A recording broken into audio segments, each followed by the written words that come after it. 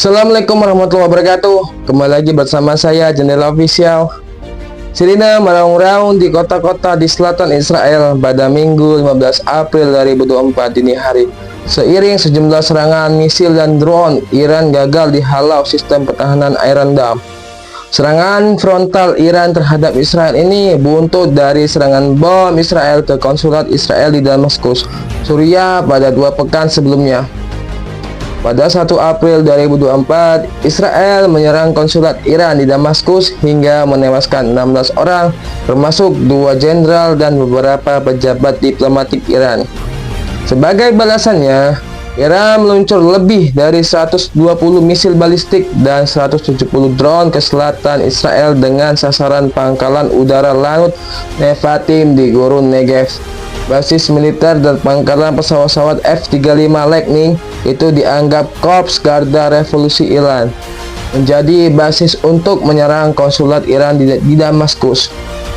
Operasi terbatas mencapai sebuah level kesuksesan yang melampaui ekspektasi kami, klaim Panglima IRGC Maijan Hossein Salami dilansir Al Jazeera Minggu 14 April 2024.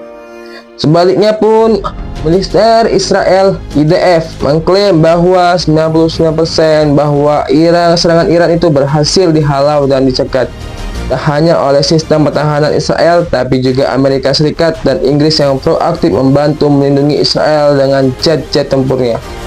Sementara di sisi lain, yaitu Yordania menutup ruang udaranya.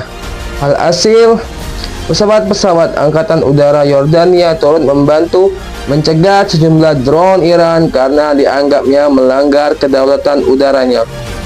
Hal itu pun menjadi ironi karena Amerika, Inggris, dan Yordania sama sekali tak proaktif melindungi penduduk sipil Palestina dari serangan udara-udara Israel yang melakukan genosida sejak Oktober 2023 dan sudah mengakibatkan 33.000 jiwa jadi korban, di mana 70% diantaranya adalah anak-anak dan perempuan. Terhadap serangan Iran, perwakilan Israel mengadu ke Dewan Keamanan PBB dan menuntut sanksi terhadap Iran. Namun ironisnya, Israel sendiri tak patuh pada resolusi DKPBB 2728 yang disahkan pada 25 Maret 2024 yang menuntut gencatan senjata dan penghentian serangan-serangan Israel terhadap penduduk sipil di jalur Gaza, Palestina. Serangan Iran ini jadi serangan frontal pertama terhadap Israel sejak 1980-an. Iran dan Israel sekadar terlibat berbagai konflik proksi, utamanya sejak pemutusan hubungan diplomatik dan kebijakan Iran yang ancap memberikan bantuan persenjataan kepada milisi Hezbollah dan Hamas dalam berbagai konflik dengan Israel.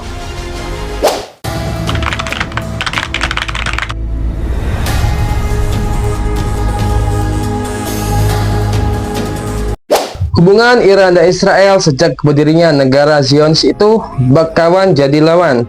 Karena apa?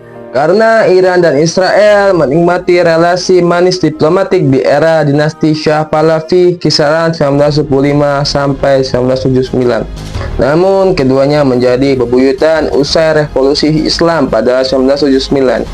Pemerintahan Iran di bawah Shah Muhammad Reza Pahlavi sendiri masuk ke dalam 13 anggota PBB yang menolak resolusi 181 Majelis Umum PBB terkait rencana partisi tanah Palestina pada 1947. Akan tetapi 1950 atau 2 tahun setelah Israel berdiri sebagai negara, Iran menjadi negara mayoritas muslim terbesar kedua setelah Republik Turki yang memberikan pengakuan secara de facto terhadap kedaulatan Israel. Pada 6 Maret 1950, Iran mengakui negara Yahudi dan sebagai bagian dari kebijakannya adalah mendukung Amerika Serikat. Reza Pahlavi pun membangun hubungan dekat dengan Israel dan bahkan ikut menyuplai minyak ke negara Yahudi. Di era 1950-an hingga 1960-an, Reza Pahlavi masih merasa terancam dengan negara-negara Arab tetangganya dan pengaruh komunis. Dengan merangkul Israel sebagai sekutu, Amerika juga akan berpihak pada Iran. Hasilnya, Iran mudah mendapatkan bantuan militer dari Amerika serta menjalin aliansi strategi secara militer dan intelijen dengan Israel. Aliansi paling signifikan terlihat saat pecahnya Perang 6 Hari atau Perang Arab Israel ketiga, kisaran 5-10 Juni 1967. Selain aktif menyuplai minyak ke Israel, Iran juga bekerja sama dengan Israel dalam mengamankan jalur pipa Elyat dan Ashkelon untuk mengalirkan suplai minyak Iran ke pasar Eropa. Namun, kebijakan dinasti Pahlavi terkait hubungan diplomatiknya dengan Israel bukan tanpa halangan. Kalangan komunitas Syiah sejak dipimpin Ayatollah Taleghani pada 1949 hingga Ayatollah Abul Qasim Qasani gencar memprotes dan mengecam rezim Pahlavi. Relasi Iran dan Israel pada akhirnya mencapai titik nadir seiring revolusi Islam 1978 sampai 1979 yang menumbangkan dinasti Pahlavi bergejolak. Terlepas dari perbedaan Syiah dan Sunni, pimpinan revolusi Ayatollah Khomeini memberikan dukungan terhadap perjuangan petinggi organisasi pembebasan Palestina Yasser Arafat. Arafat bahkan menjadi pimpinan asing pertama yang berkunjung ke Iran pasca revolusi dalam agenda kunjungan pada 17-18 Februari 1979. Bersamaan itu juga para diplomat Israel diusir dan kedutaan Israel di Tehran resmi ditutup. Sentimen anti-Israel menggema setelah kemenangan revolusi Islam pada 1979.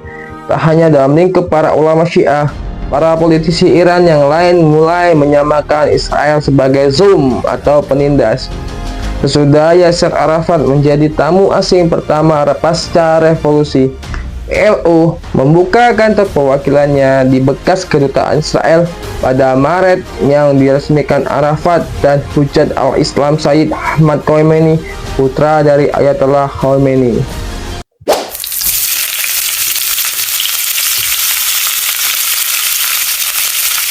Mulai 1980-an, Iran dan Israel terlibat konflik proksi, mengingat Iran membuka relasi tak hanya dengan PLO, tapi juga Hamas dalam konflik Israel-Palestina dan Hezbollah dalam beragam konflik Israel-Lebanon.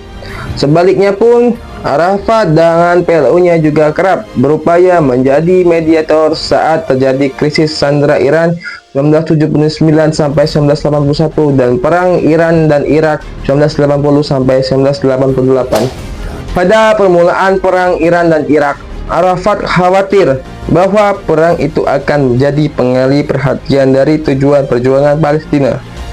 Arafat pun secara personal berkunjung ke Baghdad dan Tehran pada 20 September 1980. Meski upayanya yang belum berhasil, Arafat memang pada akhirnya memihak Irak walaupun para pemimpin Iran tetap pro terhadap perjuangan Palestina, ungkap Ali Syed Al-Lafi. Saat perang Lebanon pecah, Iran belum mampu terlibat langsung karena masih bergulat dalam perang Iran dan Irak.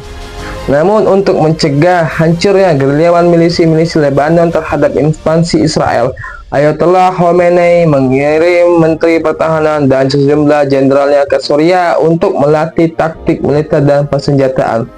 Lalu pada 1987, seiring intifada di Palestina, Iran mulai mendukung Hamas. Hubungan keduanya makin dekat pada 1992 saat ratusan pemimpin Hamas mengungsi ke Lebanon akibat serangan-serangan Israel. Walau tidak dimungkiri, ada peran Hezbollah yang ikut mengatur pertemuan-pertemuan antara Hamas dan IRGC di Beirut dan kemudian di Iran. Pada sebuah konferensi pada 1992 di Tehran, Iran menjanjikan sokongan dana 30 juta dolar per tahun terhadap komitmen melatih para pejuangnya di bawah pengawasan Hezbollah dan IRGC. Terlepas dari berbagai konflik proksi yang terjadi di Lebanon Selatan dan jalur Gaza, sepanjang 1990-an dan 2000-an, pada akhirnya Iran berkonflik langsung dengan Israel. Operasi serangan misil dan drone-nya secara terbatas sebagai balasan dari serangan bom Israel di konsulat Iran di Damaskus menandai dimulainya konflik langsung kedua negara untuk pertama kali. Terhadap serangan itu, Sekjen PBB Antonio Guterres menyatakan kekhawatirannya akan eskalasi yang serius di Timur Tengah. Kendati begitupun, Amerika sebagai pendukung sebesar Israel mengklaim tak akan terlibat rencana apapun terkait pembalasan Israel terhadap Iran. Kami berkomitmen untuk melindungi Israel, Tapi kami tidak akan menjadi bagian dari respon yang akan mereka lakukan. Ini kebijakan yang sangat konsisten. Tujuan kami adalah menurunkan eskalasi tensi di kawasan. Kami tidak menginginkan konflik kawasan yang lebih luas. Fokus kami tetap menangani krisis Palestina. Ini tugas seorang penjabat di pemerintahan Presiden Joe Biden yang tak disebutkan namanya, dikutip dari Guardian. Nah, menurut saudara-saudara, siapa sih yang bersalah atas konflik Israel dan Iran? Tentu apakah konflik ini memicu ledakan lebih besar lagi, yaitu Perang Dunia Ketiga? Apakah dunia sekarang penuh dengan carut-marut atas peristiwa tujuan politik semata? Damaian sekarang terhapus atas tindakan kejahatan para penguasa dengan menggagalkan keindahan kepentingan umum dibanding kepentingan pribadi semata. Oke, terima kasih atas perhatiannya ya. Jangan lupa subscribe agar kalian tidak ketinggalan informasi sejarah dan fakta menarik lainnya. Silahkan tinggalkan komentar kalian di sini untuk topik-topik yang akan saya bahas di next episode nanti. Saya Jendela Official, mohon maaf dan undur diri. Wassalamualaikum warahmatullahi wabarakatuh. Semangat pagi.